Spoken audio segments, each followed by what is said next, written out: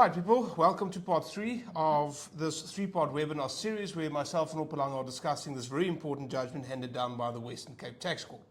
Now, for those of you who haven't seen parts 1 and 2, it's crucial that you watch parts 1 and 2.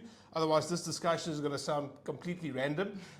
It's not completely random. Go and have a look at part 1 and 2. Part 1, we sketch the background and give you what happened and why it happened and what SARS did. Part 2, I go into an analysis on prescription and conclude then that the taxpayer succeeded on prescription.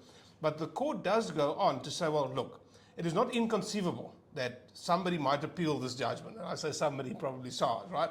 So it's not inconceivable that this might go and appeal. And so the court says, well, I'll deal with the merits. So kind of assuming the court is wrong on prescription and that the taxpayer should not have won on prescription, the court goes and then deals with the merits of the case. Anyway, right. And so I think it's important that we go through this on the merits of the case, despite the fact that the taxpayer won on prescription, because there's some interesting points and principles that emanate of general importance, that emanate from the merits of the case that is important to discuss and not necessarily only unique to this particular case, even though the facts and circumstances are unique. Yeah. So I think, Opalang, if you could just take us through, what did the court say? And just a reminder for those who've on the background, there's a couple of things here. The one is the deductibility of the insurance premium, this 10 million rand self-insurance premium, on the merits that is, and the other one is the interest. Yeah. Right. On the USP, I don't want to get into that. Yeah. Right. And on the interest, which was remitted by SARS, is neither here nor there. So what I want to focus on in terms of the courts dealing with the merits of the case is really just the gross income and the interest swiftly, and then the premium. And then I'll add some comments as I do at the end of the discussion. Right, Opalang, so take us away. What did the court say? Perfect. So as far as the interest income goes, there was not really an in-depth discussion because everyone was in agreement that the notional interest of about 2,000 Rand was in fact gross income and it should have been included. And then we go to the insurance premium and we have to look at what SARS had additionally raised as a reason for disallowing the expense and what the court found. So SARS had argued that this is not an expense that is actually incurred, right?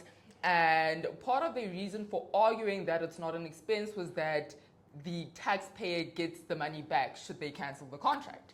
And the court then looks at Elaborate Africa and they say that an expense, for something to be an expense, it requires a diminution of assets or cash, even if only temporary. So on that account, then the insurance premium, that 10 million that the taxpayer paid, has to be an expense.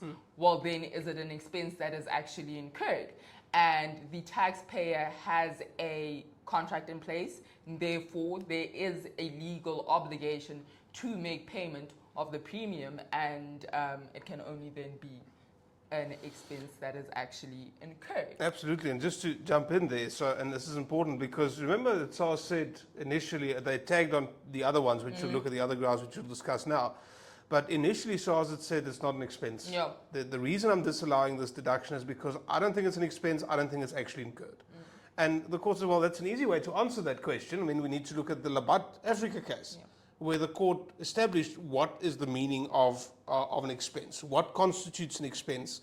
And there the court said, as you pointed out, the only thing that's required for an expense is that at the very least, there's the decrease in assets, which is the one thing, or at the very least movement in assets, right? Yeah. And he goes on to say, even if only temporary, and I don't know if I'm discussing something that you wanted to get to still. No. But the court says, even if only temporary, and here what had happened is there was the 10 million rand that was given, and in exchange, therefore, sure, the taxpayer can call it back, right?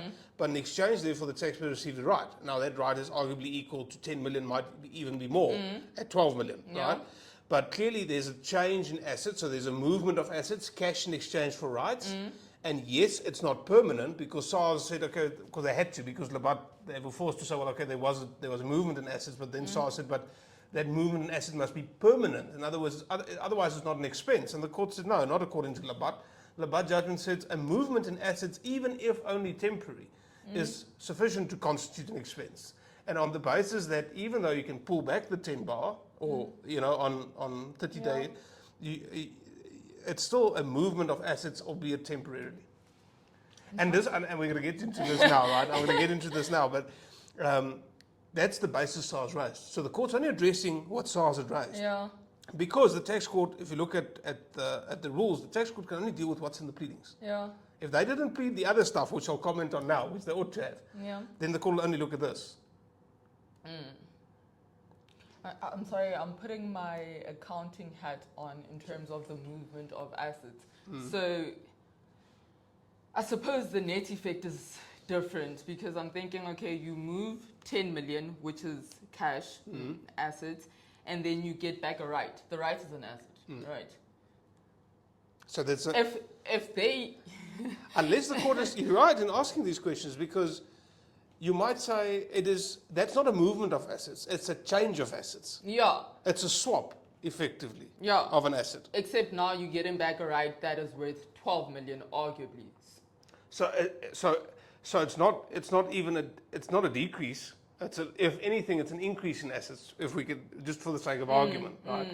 So, insofar as the court deals with the merits of this case, I've got many reservations, right? And you're raising the right questions on prescription. Of course, I agree with the court, 100%, right? But on the merits of the case, I've got some concern. So I understand you look at this very rigidly, and you say, well, fine. What did Labat say? Labat said the movement of assets, even if only temporary. Then I get to why the court is saying, but there is a movement. There's cash in exchange for rights, and the fact that it's temporary is irrelevant because Labat said even if only temporary. But I guess the question does come in is when the court in Labat, when they said the movement of assets, did they envisage a just swap of assets? Yeah. So if I, for example, go and I swap 10 million rands for 10 million rands worth of Kruger coins, right? That's perhaps a bad example because it's got a bit of a bad rap. Or any asset. Yeah. Now I'm going to say, there was a movement in assets. I have an expense. You could say that, I'm just thinking about it out loud.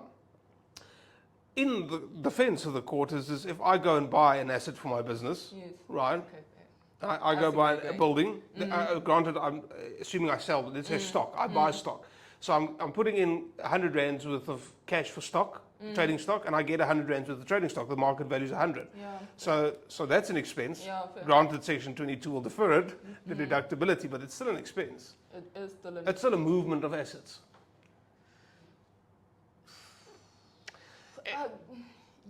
Because another thing that stood out to me when I was reading the facts is that the contract with the insurance indicates that it could be used that policy could be used as surety. And is that something that is typical of? Well, perhaps not, but I think the court does say, SARS does allude to it also. But the point is it wasn't pleaded. You're right, we have to ask these questions, but given what was the case that was made out in front of the court, the conclusion, I think, is you're going to struggle to find it wrong. So the court says, well, look, SARS, on your 11A argument, you would have failed because the taxpayer would have succeeded in showing that clearly there's an expense and clearly it was actually incurred, right? Obviously. Okay. But the court says, well, even if he's wrong on that, what's the next thing SARS raised? We're looking at our new grounds, which would be 23 cap L and 23E, right? And 23 cap L looks at insurance policies. If you make a premium payment and according to IFRS standards, it does not count as an expense, then it is not deductible for tax purposes, whether in the current or future years. And the court had a look at this, and I think you raised this earlier on, and they said that neither the taxpayer nor SARS bought in an IFRS expert, so they cannot speak on whether or not the insurance premium would have been a IFRS expense, for want of a better word. Yeah, so I think it's important that we discuss this because you find this, and it's odd that it happened in this way. I mean, I'm struggling to figure out why this happened, but you've got this section 23L that says a tax expense will follow if it's considered an expense for IFRS purposes and for accounting purposes. Fine. So now the court looks at what was pleaded, and he says both the taxpayer and SARS had raised many things about the interpretation of IFRS. Yeah. And the court says, but neither of you are IFRS experts. Yeah. And if a tax provision refers to an IFRS provision, then the court says, well, we need an IFRS expert, because it's not a question of whether, in your opinion or in my opinion, it ranks or qualifies in terms of IFRS as a deduction. We need a suitably qualified, it's like a doctor saying, it's not your opinion on whether that person is cancer or not. I need a doctor to tell me, or a suitably qualified person to tell me as a court, so that I can make a decision. And since since the taxpayer, to be fair, SARS doesn't have to, but since the taxpayer didn't call a witness to come and testify about what is the correct interpretation of IFRS in the circumstances, the taxpayer would have lost, because it's the taxpayer who carried on 23L who would have lost. Because the taxpayer carries the burden of proof, and since you didn't call an expert, you didn't discharge your onus of proof. I hear that you had made submissions in your pleadings, but I can't trust them. But this goes back to a conversation that we had recently about whether or not you're audited, because we're assuming the financials are audited. I don't know if they say it in the background, whether or not your audited financials by chartered accountants are, I don't know, tantamount to something being verified by an expert. Well, it's an interesting point. I think we did raise it at one point when we were prepping. Is let's assume that the financials are audited, and the auditors came in, and presumably the auditors check for compliance with IFRS. Presumably, that's what they should do. I don't have the accounting background, right? And then they go, yeah, that's fine. But we don't know in the facts, and I think to your point, we don't know. The facts doesn't say whether it was treated as a deduction. Sure, I grant you. Let's say, because you raise, that's exactly the stuff that we'll ask for when we're dealing with a case like this. I'll say, give me the financials. I want to see that, because the auditors perhaps exactly not treat it as a deduction. Fair. In which case, we go, okay, well, the auditor might be wrong. Right? So now we need an expert to come and tell us that the auditor was wrong. It should have been granted as an expense. But in the same vein, I think if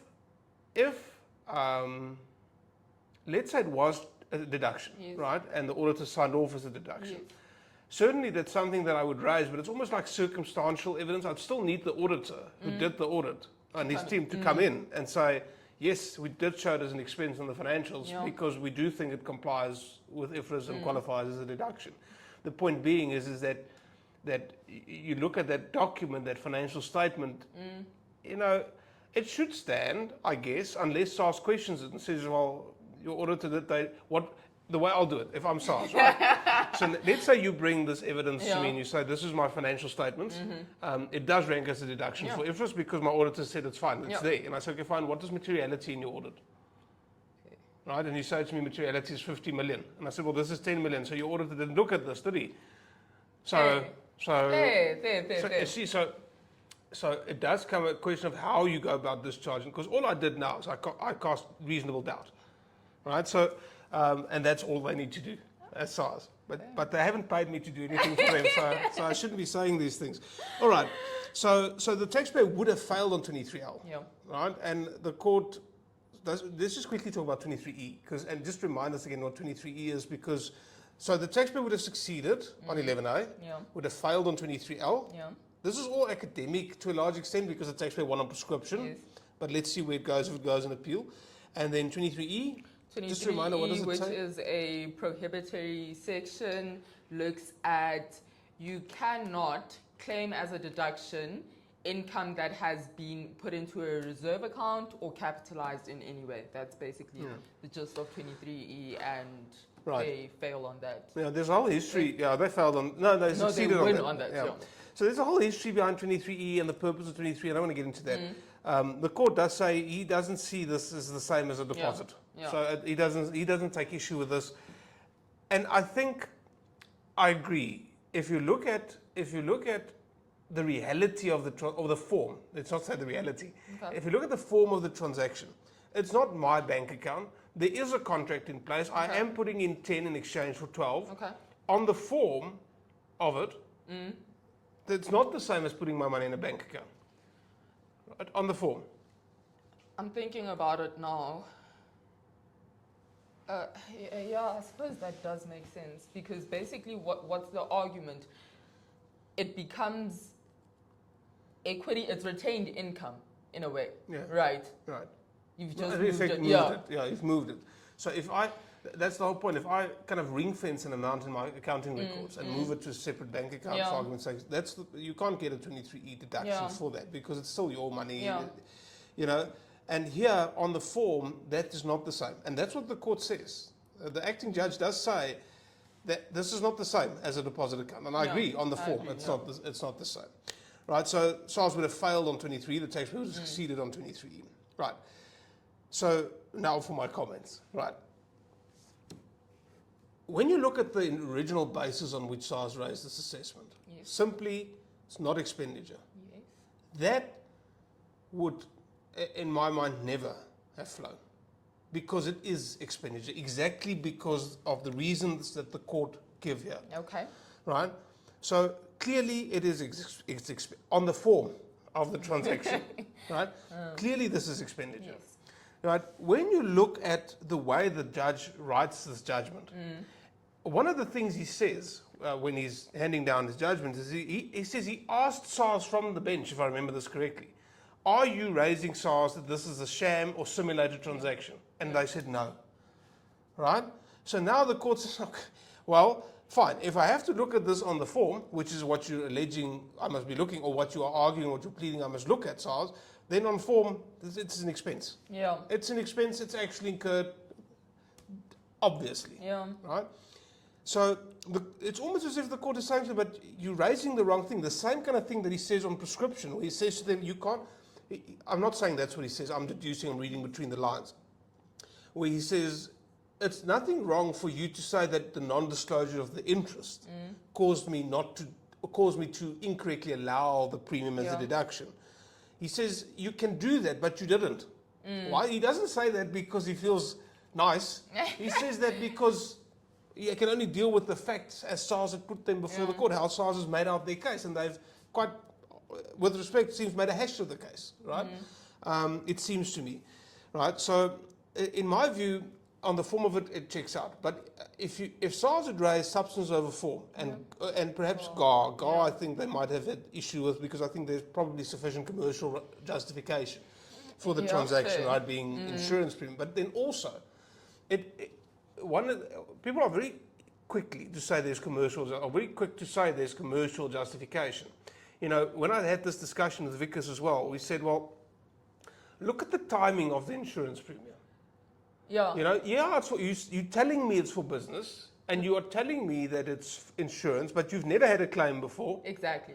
And I would like to know the timing of this insurance 8 days before year end. Exactly. When are your crops due? When are they most prone to disease? The main or sole purpose of this seems like it's insurance, but the court almost tells them. Yeah. Because you remember when he starts writing his judgment, he says he starts the story off by saying this was started when they wanted to reduce their provisional tax. That's what I was about to get to. At their own admission, it's a tax benefit thing. Yeah. And so I think the court is saying to them, you made a hash job of your case, right? And I think on a GAR, perhaps even there's merits. One is, people are very quick to say, the GAR won't apply, all we just need is commercial justification. Of course you need commercial justification to get out of the GAR, right? But it's not that easy as it sounds. I hear this often, especially, I won't say which profession, right? But especially a certain profession that I work with, will say, yeah, man, this is not an issue. Clearly there's commercial justification. Obviously, duh. Yeah. But come and sit here and I cross-examine you and then examine you, I'm going to find that you might find that your conviction behind the commercial rationale might not be as strong as it seems.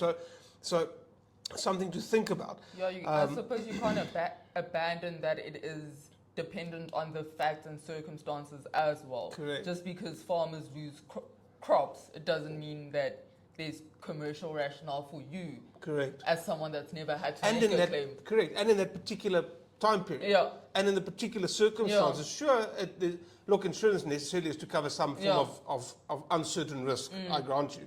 But if you start pushing hard enough, and that's the simulated transaction is where the court is saying, because why would the judge ask that question? Yeah. Anyway, okay, and I honestly. Right, so now let's talk about this, because we said that SARS lost, or the taxpayer won on 11A, Yeah. but would have failed on 23L, Yeah. says the court, because he didn't call an expert on IFRS. Now, we said in part 1, I think it was, that SARS's reliance on 23L would be impermissible. And you can go and have a look at part 1 again for those of you interested. That is why one would make a scene About it. about it being impermissible. Yeah. Right? Because I would have looked at this case probably the same way whoever represented the taxpayer looked at this case and gone, nice. They're just going on expenditure, that's what it is. On 23L, I would have looked, maybe they felt certain that it would qualify for IFRS as a deduction at the time, and so they didn't take issue with it. But I would certainly consider either I'm 100% sure I'll bet them on 23L, or we'll say this is an impermissible new ground. Why? Exactly because this could happen. Yes. You win on 11A, you fail on 23L. If you had it struck because it's impermissible, you would have won. Right? The same with 23E. Now, this raises the question, I said a couple of things. I said that the court, and I said the same thing on prescription, and it looks like the same on the merits. It's like the case wasn't ideally argued and placed for SARS, that is. And 23L might have been their answer, might have been their solution ultimately, or E. But those grounds, like I said, probably constitute an innovation. It's an impermissible new legal basis. Yes. Now, what that means is in the past, before we had the TIA and the current version of the tax code rules, or the current, we'll call it the TIA version, although that's changed at least once, the current version of the tax code rules, it was very easy for SARS to add anything new. Yeah. So I understand if I were to run a large organization like SARS, I'd say to my auditors, go, do your job, Yeah. go and be trigger happy, if you will, right? If you make a mistake, don't worry. We'll get the advocates and the legal team. When we get to litigation, we'll fix it. And I understand that. I mean, if you were to just think about this, the extent and the level of detail and effort that we put into cases where we represent taxpayers, there's no way a SARS auditor has that sort of time. Yeah. Right? Yeah. He's got cases this high. He's not even paid close to the rates that we're charging for spending weeks on end preparing cases. So I appreciate the fact that from running the organisation, you need SARS officials and auditors to run their cases, right? And to make assessments, and they don't have the time to do it properly, because for the auditor to go, well, I guess it's not that difficult, right? But for the auditor here to go, well, we also want substance over form, we also want GAR, we also want this, that, and the other thing. That's quite an intense audit, and That is an in-depth. Also, the other trouble is, if they had raised GAR, they would have had to give 80J notices, and that also stalls the process, and the auditors got deadlines and shit, right? So, excuse the French. So I understand that, and I understand the logic for reserving kind of the right then later in the pleadings to fix whatever the auditor didn't get to, right? By counsel saying, we'll add 23L and we'll add E, or whatever is necessary to get the case over the line. But I think following the change in the rules, I don't think it's that easy for them anymore. Yeah. Certainly, innovation of the faction legal basis, it's not that easy for them to do it anymore. And all this means is it piles the pressure back onto the auditor, right? Because now the auditor has to do all of this, and I can guarantee you they don't have the capacity. Well, I can't guarantee you. I would like to. In my experience, it seems that auditors would not have the capacity to do that. Which brings me to my next point. Chances are, if there's an assessment, you're going to have a fighting chance, right? Because they're under pressure. Yeah. Right? And here, I mean, the taxpayer won the case. With respect, not because I think the taxpayer necessarily had such a strong case. It's because SARS didn't do, for lack of a better explanation. Yeah. And so, therefore, there's always an argument to be made. Of course, there are cases where you obviously go, well, no, we're going to waste everyone's time. Something else I wanted to just in conclusion say, and I think, is, when, and this is kind of a message for SARS, I think, and for taxpayers generally, this self-insurance product, there's another case, the Boerdery case that the court refers to, I forget exactly the name of that judgment, but where the court said, well, self-insurance premiums are deductible, right? These products, like these ETI schemes with the learnerships, right, and these, I call it schemes, we'll see what the test case comes out as well, right, but these ETI schemes and products like these self-insurance schemes where somebody comes to you and says to you, this is something that you'll get a tax deduction for. Here's senior counsel's opinion, and here's the Truth Fairy's opinion and whatnot, right? I think what's important for SARS to understand is that these things, and for taxpayers, these products are designed to tick the boxes. If I take it, and that's the point I raised earlier, if I look at this from a form perspective, Yes. right? The same with some of these ETI things, right? If I look at this from a form perspective, like I said before, it is expense actually incurred in the production of income. And that's because the product is designed to tick the box. The only way to then get the tax result that you want, if you were SARS, is to then go and say, well, this is a sham or a simulated transaction. That's why those provisions are there. Because you might have transactions that tick the boxes. Yeah, I think taxpayers should also be cautious of products that are sold because of the tax benefit, Absolutely. if that makes sense. Yeah. I think there's probably a lot of approach of, okay, you get this tax benefit, but engage in services that you need rather than services that will give you a tax deduction. Sure, certainly that makes sense.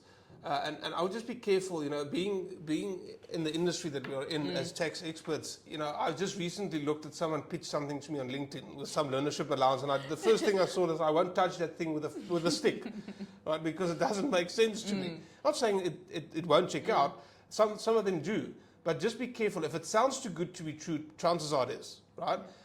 So be careful of that. The other thing I just wanted to raise is we had this discussion. Because the year in dispute year was 2017, right? And so what would happen is, and you'll remember from the facts, I can't remember if we canvassed it in the facts, but we'll say it now, is what happened is that 8 days before year end of this particular year that's in dispute, 2017, they took out the policy and they paid the 10 bar premium.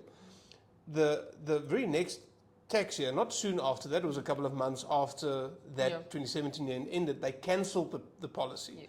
And so what would happen is the 10 bars was paid to them.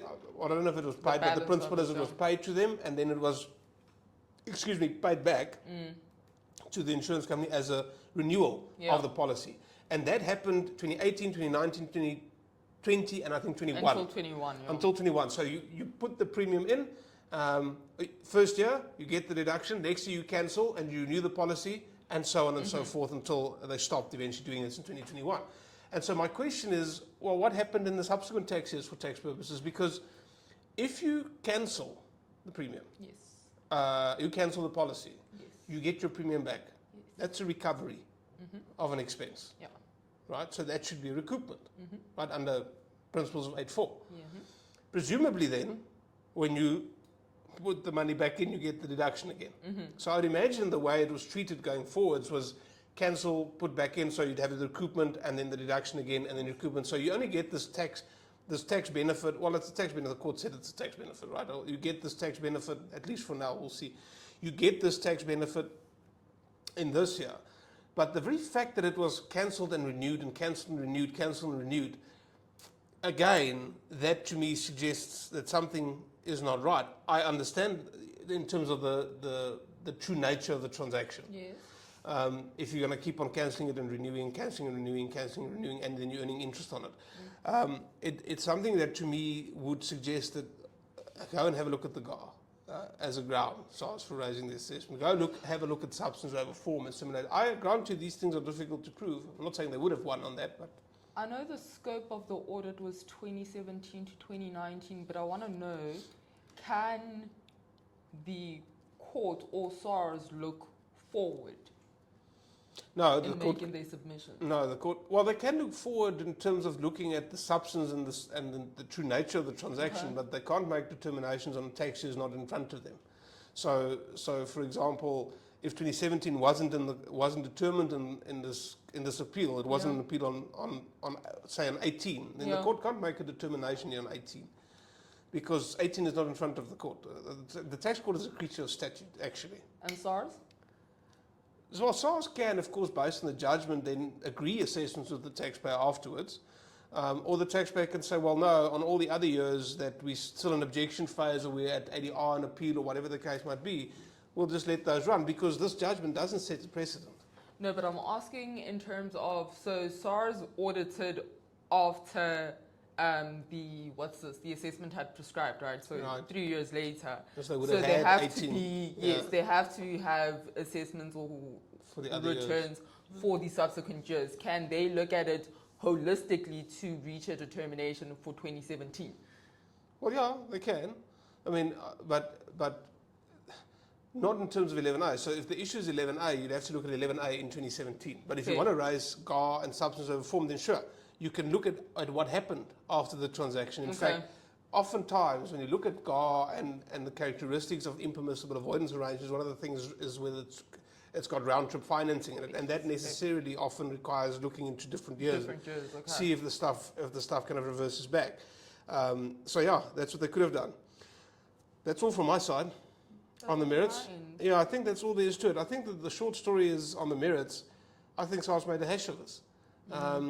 It seems to me they might have raised other things that might have had a little bit more chance of success. I don't know if they would necessarily have succeeded, but would have had more chances of success.